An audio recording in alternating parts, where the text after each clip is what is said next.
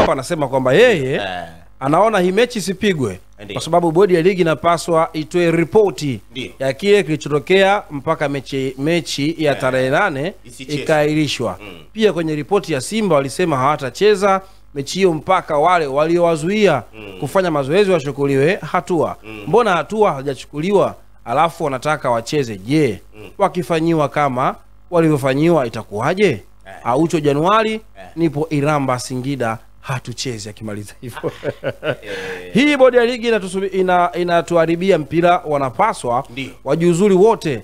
Kuhusu Yanga kushushwa daraja au kukatwa pointi, itasababisha uvunjifu wa amani kwenye nchi yetu. Pia itakuwa sio sawa kwa sababu mbona Simba waligomea mchezo hawakukatwa pointi? Hii haiwezekani, patachimbika. Kwa maana yake tayari kuna viashirio vya uvunjifu wa amani. Unajua hawa. Alafu mimi kinachonichanganya paka sasa hivi, kinachonichanganya zaidi paka leo. Ndio.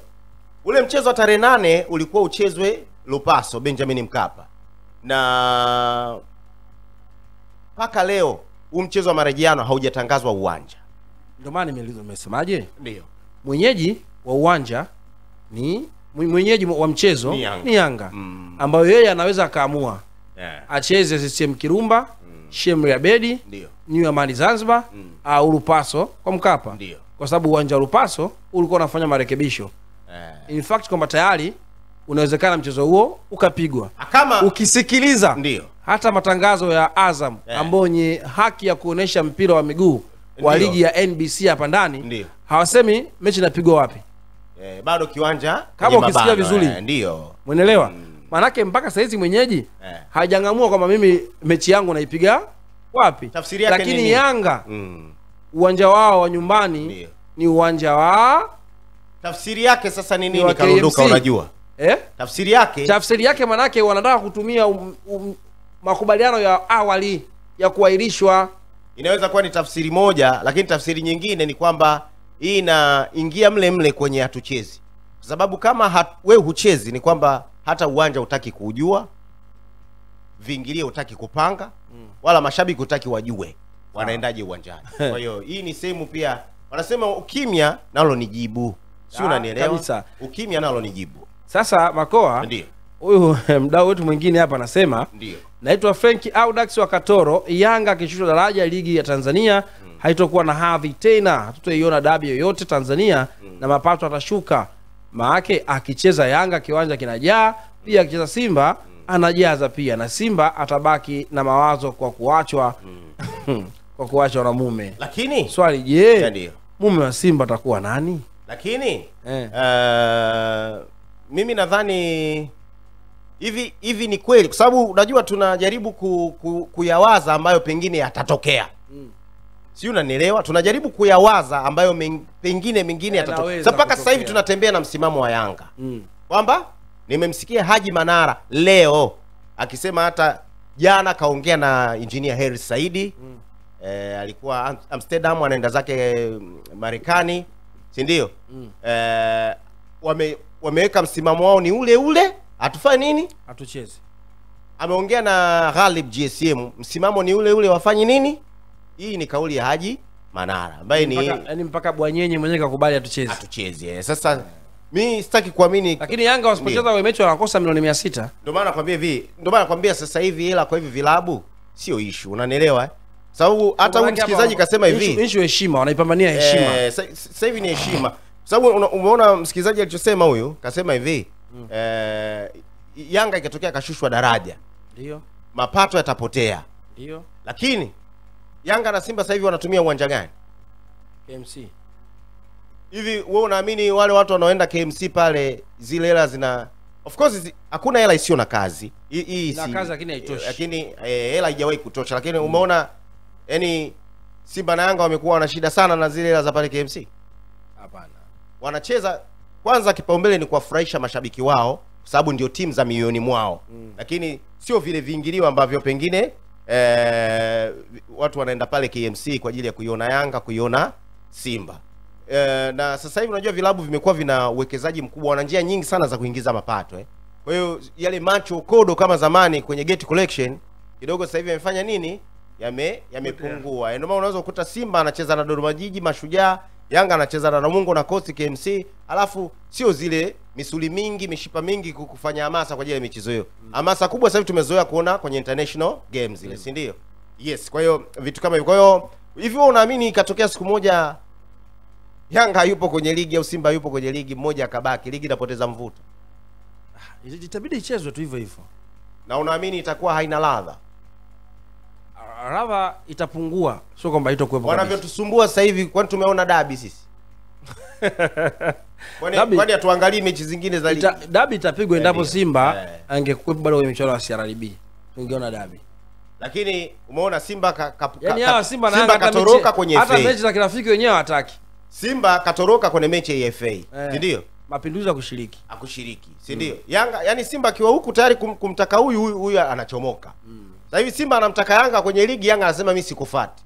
Sasa sisi mashabiki ambao tunapenda kuona mechi ya dabi, na lini kwanza tulishuhudia dabi ambayo pengine unajua kuna wakati watu wanaangaliaga hizo dabi wanakuambia dabi sasa hivi bana hazina hata mvuto tofauti na zamani.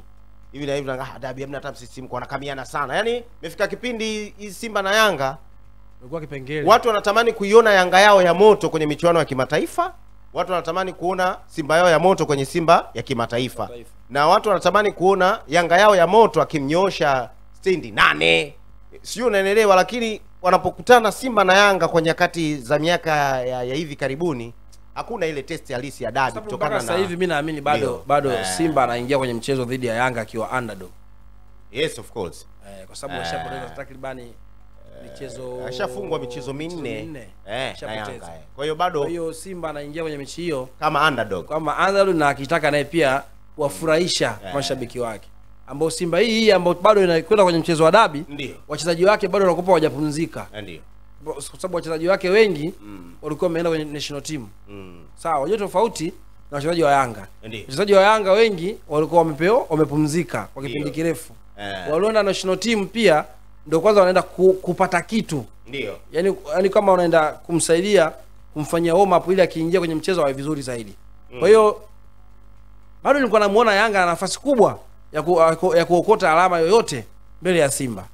Lakini ndio hivyo tu, kitu ambacho labda bado kipo kwa viongozi wenyewe, wanaona bado hajafanyiwa kazi swala lao la bodi ya ligi. Lakini nilimsikiliza Karim Boimanda akisema kwamba hajapata barua yoyote kutoka kwa Yanga kuhusiana na huo mchezo, na wao kama bodi ya ligi wanaendelea na maandalizi yao kwa upande wao kama bodi. Unajua tajiri wa huu mchezo ni Yanga si ndio mshua? Tajiri kanuna, wafanyakazi nao hawajui la kufanya.